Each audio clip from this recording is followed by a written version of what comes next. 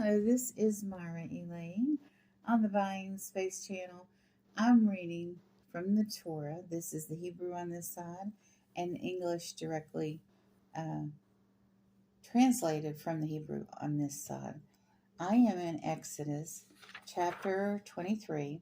Oh, and you also turn this way because the language is read instead of uh, left to right, it's read right to left. So you turn your pages that way too. I'm in chapter 23 in verse 13. And in all things that I have said unto you, be on your guard. And the name of other gods shall make no mention. It shall not be heard out of thy mouth.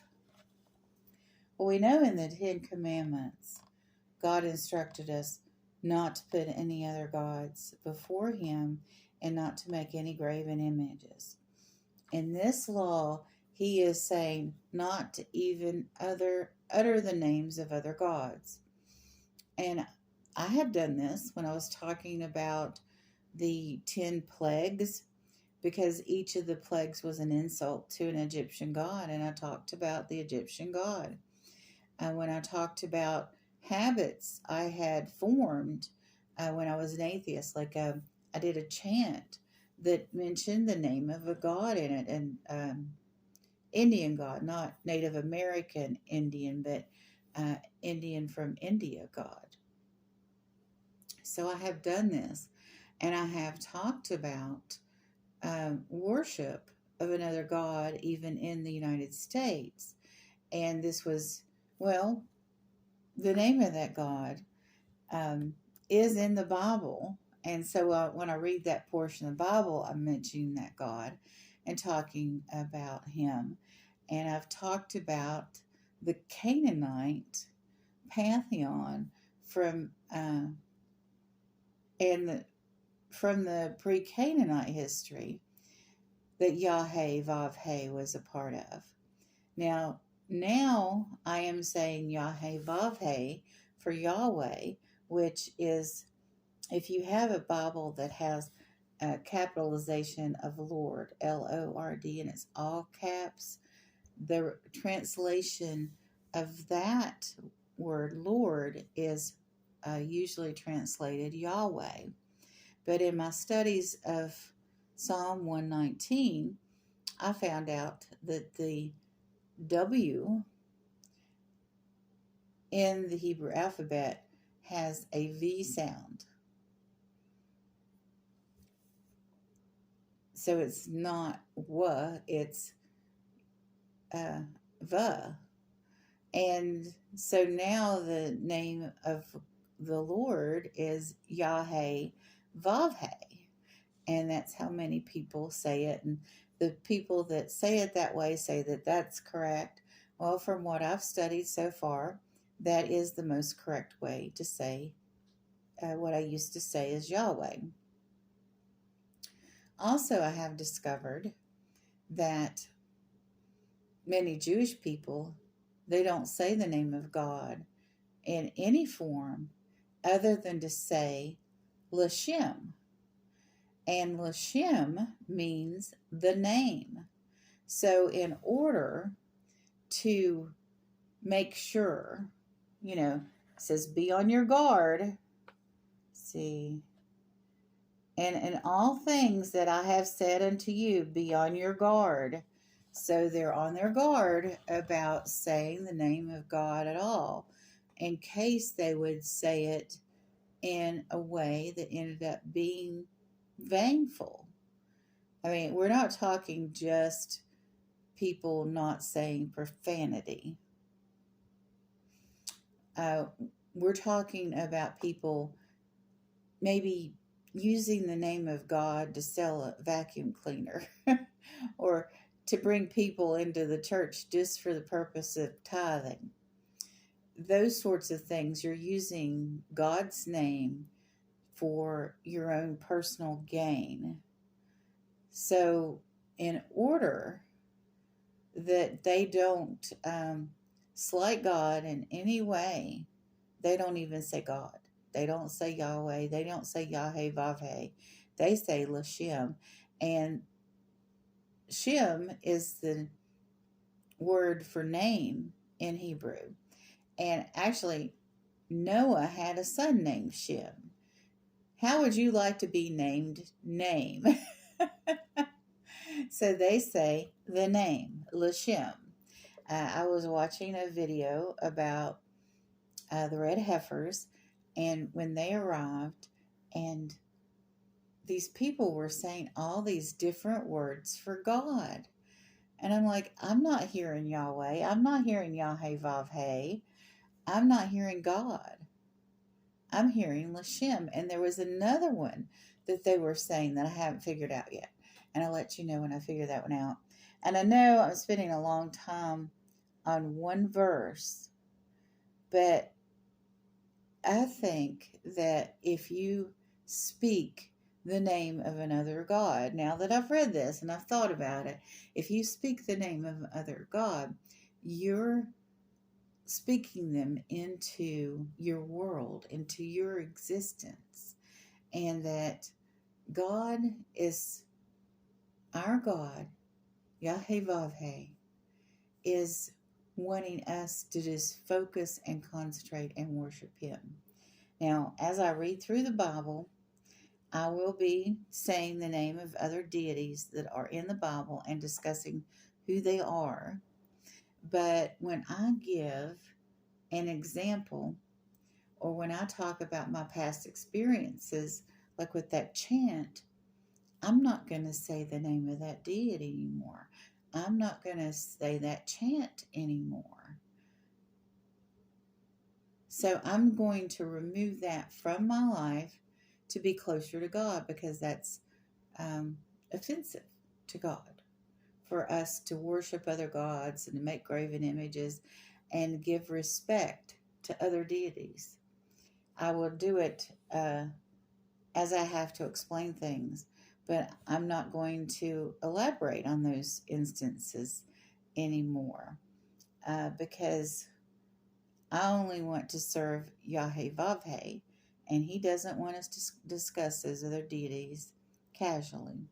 So as they're in here, like I said, I will discuss them as I come upon them to give cultural reference to the passage. But I'm going to be stricter on myself about certain things in the old law. Now, do I have to do this for my salvation? Am I not going to go to heaven if I say the name of another deity? Absolutely not. We are saved by grace with the blood of Jesus Christ, and He paid for our sins, and we don't have to follow the old Levitical law except for the things that Jesus reiterated in the New Testament. So those 613 laws that nobody can remember, well, some people can, we don't have to follow those anymore. I don't have to follow this law, but I have decided that this is going to be a personal goal of self-control for myself. And if you are hearing this and you heard me read that verse, maybe you will decide that that's a good path for you too. Maybe you won't. Maybe you'll think, well, Myra's just being over the top and silly. There are several religious denominations that follow the course, and the Jews are one of them. Like when they say Lashem instead of Yahweh Vavhe or Yahweh, they are following the rule of not to do evil or not to have the appearance of evil. I have family members that are Church of Christ, and they don't drink. They would not touch wine. Jesus drank wine. Jesus had wine at the Passover. He turned water into wine at a marriage ceremony. So alcohol is something, or wine, is something that you need to do in moderation, of course, but I don't think it's a sin to drink it. That's not proposed by the Old or New Testament that drinking is a sin. Now, going out and buying massive amounts of beer when your children don't have food to eat, that's a sin because you're not taking care of your children. That's an addiction. That's not balanced. But so, anyway, the Church of Christ members don't drink alcohol. And I think that developed out of the abundance of caution. Recently, my church went from serving wine and communion to grape juice. And nobody in my church thinks drinking wine is a sin. So, why would they do that? Because there are people in the church or people that may become members in the future that are alcoholics. So they go up and they take communion and they taste that wine, and it's a temptation for them. So now we just use grape juice out of the abundance of caution, not to be a stumbling block for others on their journey. It's not that drinking wine is a sin. It's just you do not want to be a stumbling block. So I think that's how rules in denomination in different churches developed, that they were trying to, out of the abundance of caution, to be good and not to have the appearance of evil even at all. So I think that the case of people using Lashem in the place of the word God is one of those cases too. And I certainly wouldn't, if I ran into a Jewish person or any other individual saying Lashem instead of God, I would just be at peace with it. It wouldn't be something that I would find debatable. When I would run into something like that I didn't know about, I would ask why do you have this practice, to see, why a certain group is doing that or not doing that. There's a lot of discussion in the New Testament about circumcision, and Paul wrote that the Gentiles, the new Christians, and all Christians no longer had to be circumcised. People still do it. They make that choice because it's part of the Christian culture to circumcise your male children. But but Paul said it was unnecessary, and that Gentiles were welcome in the church. So a lot of the traditions that the Jewish Christians practice as Jews, they carried over to the beginning of the Christian church, and some of those have been discontinued, should we say, and others have lingered. And it's all, how do I say this? If I'm motivated to do good, I might want to follow some of these old rules because they're common sense and practical things. A lot of them, like the hand washing. And, well, I like pork, but it's not as healthy for me as the recommended meats that we should eat, the Jews ate. It's just, so, things like that. I might choose to give up pork. I'm not there yet, but I gave up pork. This is kind of funny. I gave up pork when I was an atheist because for health reasons. And when I got married, my husband ate pork. Well, I wanted to please my husband, so I started eating pork products again. And I could smell the difference in my body odor. I know that's a little gross, but everybody sweats. So when I was clear of pork, hadn't eaten it for years, and then I got married and I started eating it again, I could smell the difference in my body.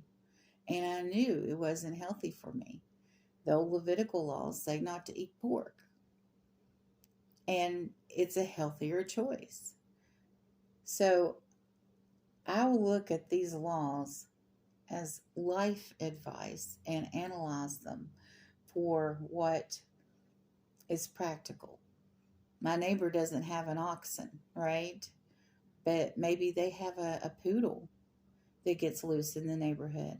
And I should try to help return that poodle. Of course, got to be careful. There are scams out there about lost animals now.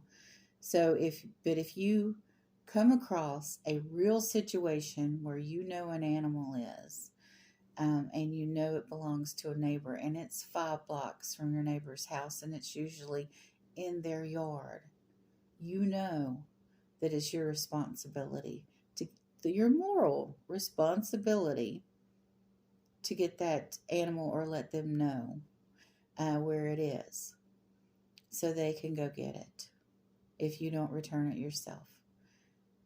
So these are laws to know how to be a good human being and how to have a good, close relationship with God. And it's a matter of what you're led to do beyond the basics that Jesus Christ reiterated, to love your neighbor as yourself and to love God. Those are the 2 most important commandments. The rest will not condemn you to hell. But because we have salvation by grace. But I will continue with verse 14, and I promise I will not just focus on one verse next time. You all have a wonderful and blessed day.